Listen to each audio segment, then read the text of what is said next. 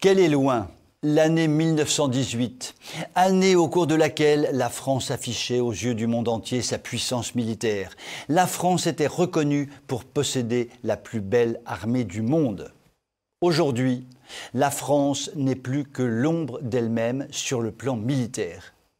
Une marine squelettique, une aviation squelettique, des matériels squelettiques, des effectifs squelettiques. Il n'est pas exagéré de dire que l'armée française est quasiment hors jeu. Car pour aggraver le paysage squelettique que je viens de décrire, il faut savoir que nos matériels squelettiques, mal entretenus, marchent quand ils en ont envie.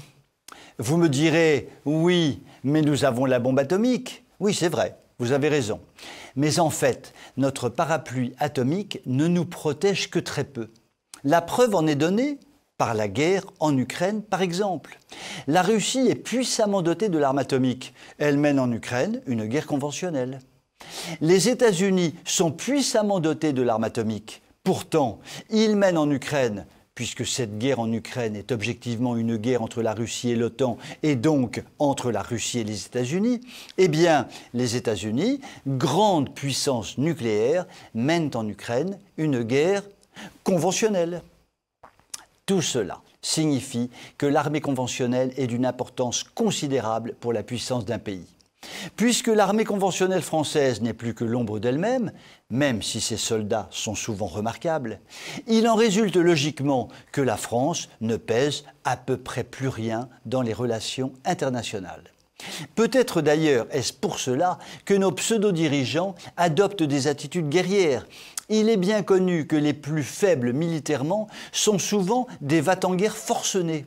L'exemple de la dernière guerre mondiale le prouve amplement. La Grande-Bretagne a déclaré la guerre à la puissante Allemagne alors que son armée de terre était quasiment inexistante. Revenons à l'armée française. Son état de délabrement vient d'être souligné par une tribune de généraux qui pointe à juste titre l'immense faiblesse de l'outil militaire français. Ces généraux ont fait preuve de courage en disant la vérité.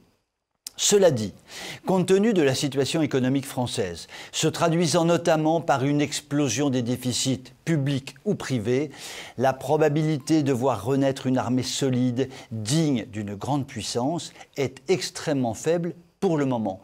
Car en fait, de grande puissance, la France est en réalité devenue une puissance tout à fait moyenne qui ne compte plus guère aux yeux des grands de ce monde. Je me souviens d'une discussion avec un Israélien à la fin du siècle dernier, qui m'avait dit que si Israël déclarait la guerre à la France, la situation pour la France serait la même qu'en juin 40. J'avoue avoir été vexé, mais il n'est pas absurde de penser que cet Israélien n'avait pas complètement tort. Cela dit, conservons l'espérance, la France un jour se relèvera. Je vous souhaite une très bonne soirée.